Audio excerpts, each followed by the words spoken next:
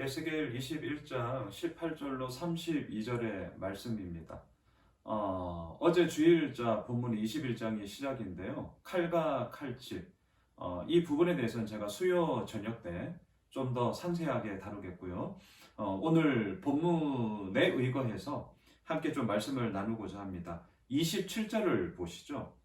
내가 엎드러뜨리고 엎드러뜨리고 엎드러뜨리려니와 이것도 다시 잊지 못하리라. 마땅히 얻을 자가 이르면 그에게 주리라. 오늘 말씀의 제목을 포인트를 엎드러뜨리다 이렇게 한번 정해 보았습니다. 자, 엎드러뜨리다. 오늘 말씀의 결론이기도 한데요. 하나님의 엎드러뜨림은 하나님의 구원을 사모하며 엎드려서 회개하라는 하나님의 사인이다. 이렇게 한번 정리하길 원합니다. 우리의 삶 가운데 엎드려지는 사건들이 얼마나 많이 있습니까? 내가 잘못해서 발생한 사건도 있고요. 또한 내가 잘못하지 않았음에도 불구하고 부득불 내가 처해 있는 상황과 환경과 조건으로 인하여서 엎드려뜨림을 당하는, 굴복당하는, 그리함으로 억울함과 또한 그리함 속에 우리들의 너무나도 연약함의 모습들을 적나라하게 보게 되어지는 그런 사건들의 연속이 얼마나 많이 있습니까? 오늘 말씀에서 의도하는 것이 그러한 이야기인데요.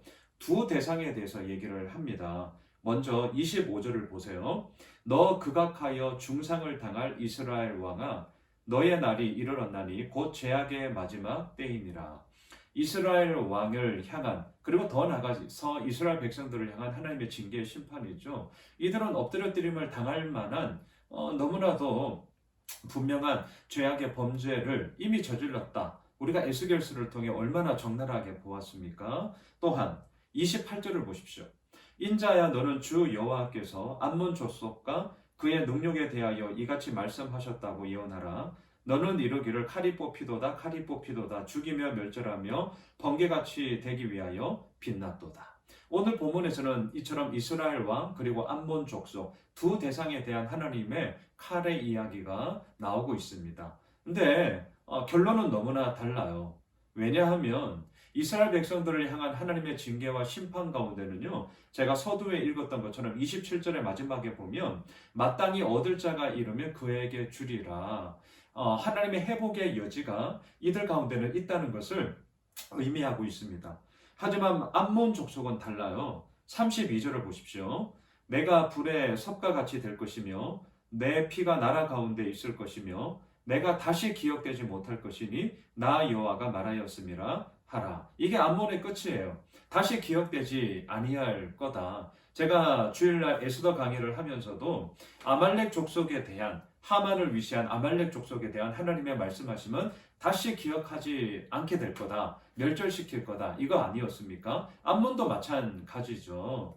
자, 하나님의 징계는 동일하게 이스라엘과 암몬 두 나라 가운데 임하였지만 그것에 대한 결과와 또한 하나님의 목적하심은 너무나도 달랐다는 거예요. 자, 이유가 무엇일까요?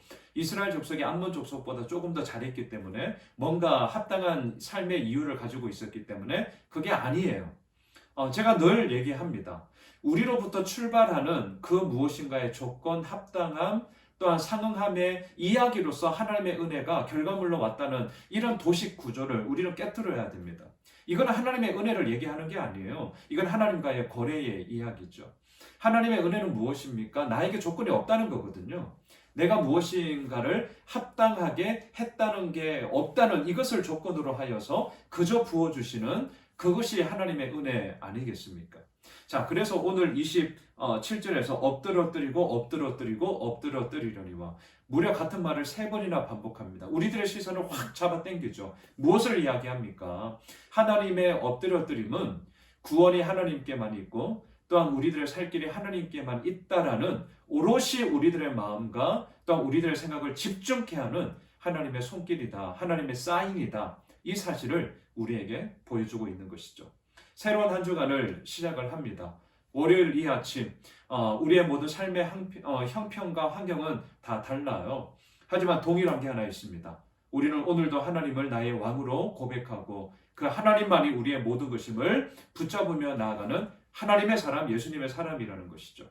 우리를 엎드려뜨리는 사건 앞에 있습니까? 너무나도 힘겨운 상황과 환경 속에 내 마음이 울적합니까? 하지만 오늘 이 말씀을 기억합시다. 그 엎드려뜨림은 다시금 하나님만을 바라. 내가 너의 인생 가운데 너의 모든 것을 책임지며 이끌어 나갈 거야 라는 하나님의 손길을 붙잡게 되어지는 또 다른 출발이라는 것이죠. 바라기는 그 하나님으로 인하여 오늘도 우리가 함께 나아가며 승리의 노래를 부르게 되는 복된 한 날 되시길 주님의 이름으로 축복합니다.